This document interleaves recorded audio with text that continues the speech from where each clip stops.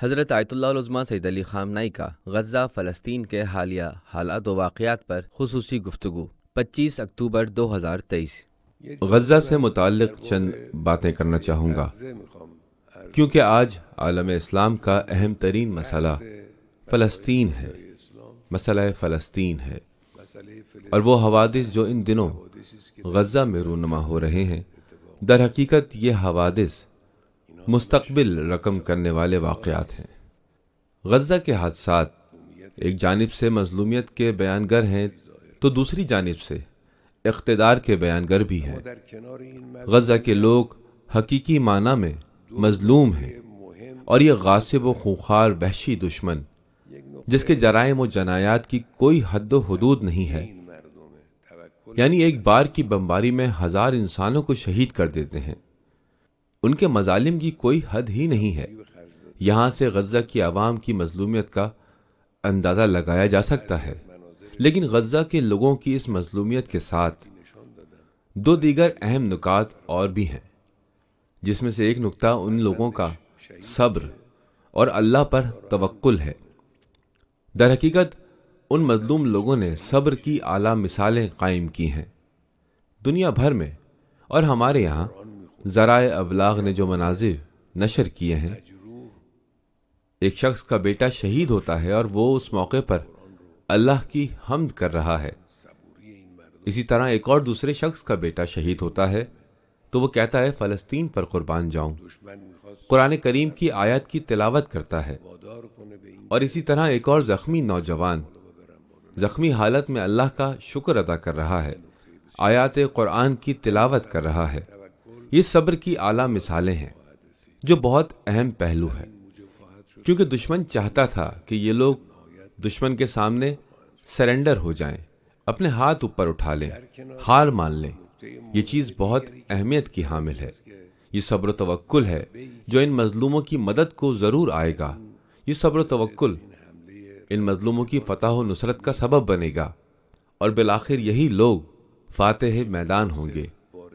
اس اہم نکتے کے ساتھ ایک اور اہم نکتہ یہ بھی ہے کہ فلسطینی مجاہدین نے غاصب صہیونی رجیم پر یہ جو کامیاب حملے کی شکل میں سنگین ضربت لگائی ہے، یہ ضربت فیصلہ ساز ہے۔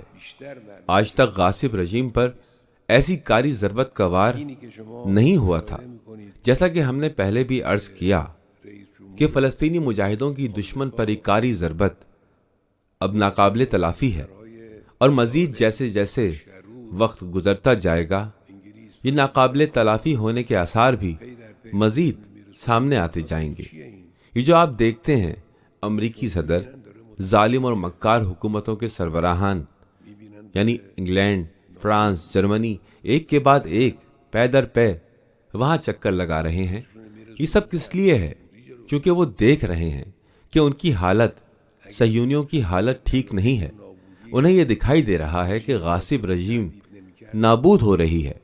وہ بہت اچھی طرح سے یہ بات سمجھ چکے ہیں، اور اس لیے اپنے آپ کو وہاں پہنچاتے ہیں تاکہ نابودی کو روک سکے۔ اگر نابودی اور بکھر جانے کا خوف نہیں ہوتا تو دنیا کے یہ اشرار وہاں بار بار جانے کی ضرورت محسوس نہیں کرتے، ان کا مکمل ساتھ دینے کی یقین دہانیاں نہیں کرواتے پھرتے، کیونکہ انہیں یہ پریشانی لاحق ہے کہ یہ ضربت بہت کاری تھی، جو مستقبل سے متعلق فیصلہ ساز تھی۔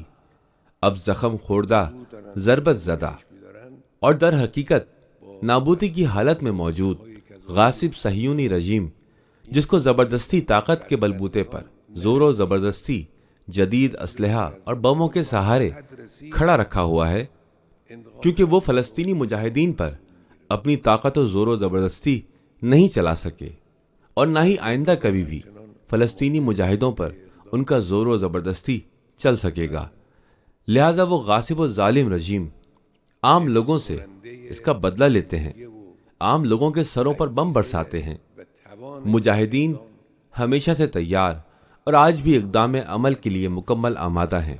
یہ مجاہدین جنہوں نے آج تک مقاومت اور فکر مقاومت کے حافظ اور اقدام عمل کی توانائی کو زندہ رکھا ہوا ہے، اور آئندہ بھی ایسا ہی جاری رہے گا۔ میری تاکید ہے کہ آج جو بھی غزہ سے متعلق بات کرنا چاہے اسے غزہ کے لوگوں کے صبر و استقامت و اقتدار اور مجاہدین کے استقامت و اقتدار پر ضرور بات کرنی چاہیے، اسے ضرور بیان کرنا چاہیے۔ صبر و استقامت و اقتدار کی جو اعلیٰ مثالیں ان لوگوں نے اور مجاہدین نے قائم کی ہیں، یہ نکات بیان نہ کرنا در حقیقت ان لوگوں کے حق میں ظلم ہوگا۔ ایک اور اصلی اور اہم نکتہ یہ ہے کہ اس واقعے میں امریکہ بلا شک ان تمام جرائم میں شریک جرم ہے، یعنی بچوں، عورتوں، مریضوں پر ان مظالم میں امریکہ کے ہاتھ پوری طرح سے خون میں لت پت ہیں۔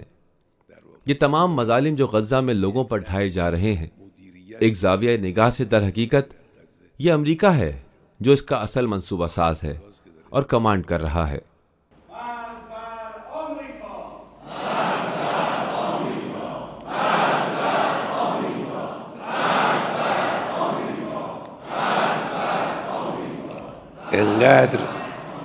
اور اب یہ مظالم و جنایات اس حد تک پہنچ گئے ہیں کہ پوری دنیا کے ضمیروں کو جھنجھوڑ دیا ہے۔ آپ آج دیکھ رہے ہیں کہ لوگ امریکہ کے شہروں میں، یورپ کے شہروں میں، وہاں کے دارالحکومتوں میں اور اسی طرح اسلامی ممالک میں لوگ سڑکوں پر آ کر اپنی مخالفت کا برملا اعلان کر رہے ہیں، باوجود کہ یورپی ممالک میں جو آزادی اور آزادی اظہار رائے کا ادعا رکھتے ہیں، لیکن حالت یہ ہے کہ لوگوں کے غزہ کے حق میں عمومی مظاہروں پر پابندی لگا دیتے ہیں۔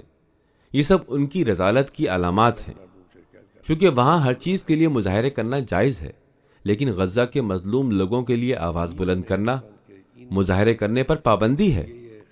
آپ نے ذرائع ابلاغ میں دیکھا ہوگا کہ لوگوں نے ان کی پرواہ نہیں کی اور مظاہروں میں شرکت کی۔ دراصل دنیا جہاں کے لوگ غصے میں ہیں اور انسان جانتا ہے کہ لوگوں میں موجود یہ غم و غصہ اور لوگوں کے ضمیر تکلیف میں ہیں، لہذا یہ ایک فطری رد عمل ہے جو ضرور باہر آئے گا، اور کوئی بھی اس رد عمل کو روکنے کی صلاحیت نہیں رکھتا۔ جتنا چاہیں کوشش کر لیں، لیکن اس رد عمل کو روک نہیں سکتے۔ میں جس نقطے پر خاص تاکید کرنا چاہتا ہوں وہ یہ ہے کہ اسلامی ممالک کو ہوشیاری اور ذمہ داری سے کام لینا ہوگا۔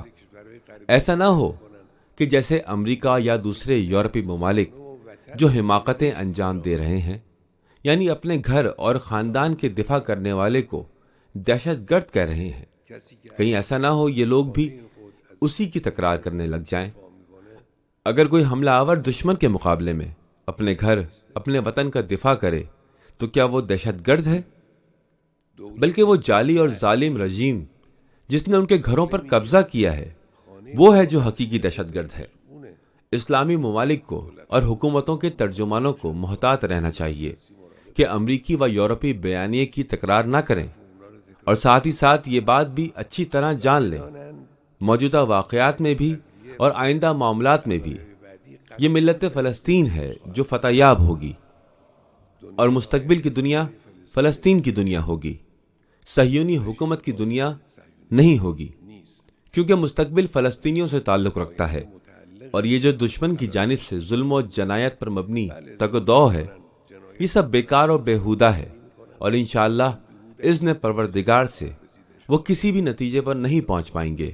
امیدواریم انشاءالله خدای متعال تقدیر بفرماید اونچوری که خیر دنیای اسلام و امت اسلامی است و دشمنان امت اسلامی رو انشاءالله خداوند منکوب و مقبور و ذلیل کنه. و السلام علیکم و رحمت الله و برکاته.